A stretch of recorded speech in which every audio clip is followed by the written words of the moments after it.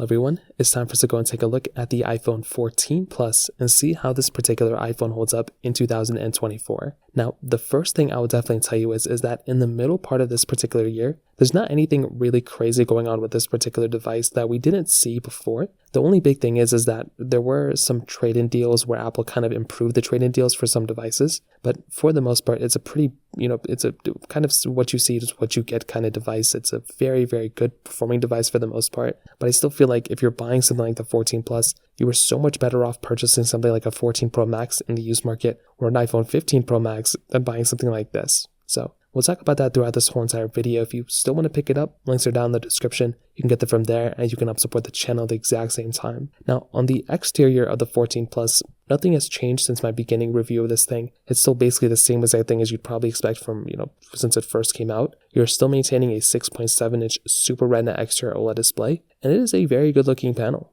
I still feel like, in this day and age, it's a very good, sharp panel for the most part. And I do feel like if you're in the market and you want to go and pick up a device, this is a very decent option. I feel like, as I said before, Apple does a really good job with these types of panels. You're still getting the notch and everything, but it's a good looking device. And I do feel like if you're in the market and you want to buy a phone, this is a very decent option for sure. You can flat sides all throughout, a USB Type-C port on the bottom, which still looks pretty good. And you're getting a lightning port at the bottom, which is still perfectly fine. And for the most part from the exterior side, I still think it's a very, very good feeling phone. On the back side, you're getting a standard glass back. So this was one of the last iPhones to have that standard glass back from there. And you're still getting a dual camera setup back there, MagSafe capability, wireless charging as well. And overall, still a good looking phone for the most part. It still is a really nice looking phone when it comes down to it. Now, in terms of the software side, this is the big thing. We're about to be getting the next version of software, which is iOS 18. So this is going to be pretty big because this is going to be one of those, big changes of software. And I guess all the rumors are stating it's going to be a very big focus on AI, which I think is going to be cool.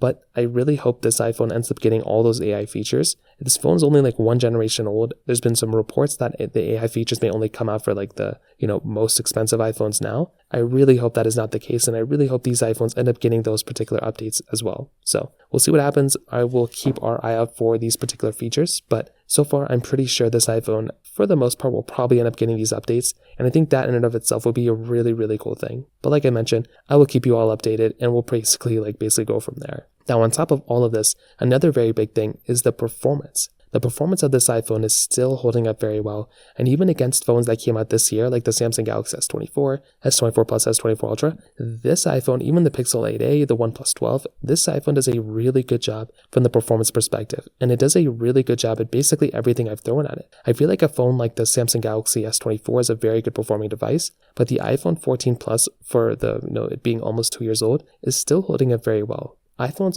age very, very wonderfully, and these iPhones it's not like this iPhone just came out and it's like a terrible performing device. Apple does a really good job on the performance side, and I think that's a really, really cool thing. And it's quite evident as well, because you'll be able to go and get a device like this and still have a really good performing phone when it comes down to it. So personally for me, I look at something like the iPhone 14 Plus, and it is without a doubt still a very good performing phone when it comes down to it, in almost every single way that I can kind of imagine it. So I will definitely tell you the iPhone 14 Plus holds up very well in the middle part of 2024. It may not be like the first phone I'd recommend people to buy, but I would probably say if you need a phone, go for it. But as I mentioned before, I would recommend buying something like an iPhone 14 Pro Max. Even an iPhone 13 Pro Max may be better than this thing, or an iPhone 15 Pro Max. One of those Pro Max iPhones will probably be a better deal than this particular phone in my personal opinion. So from that side, that kind of covers it up there.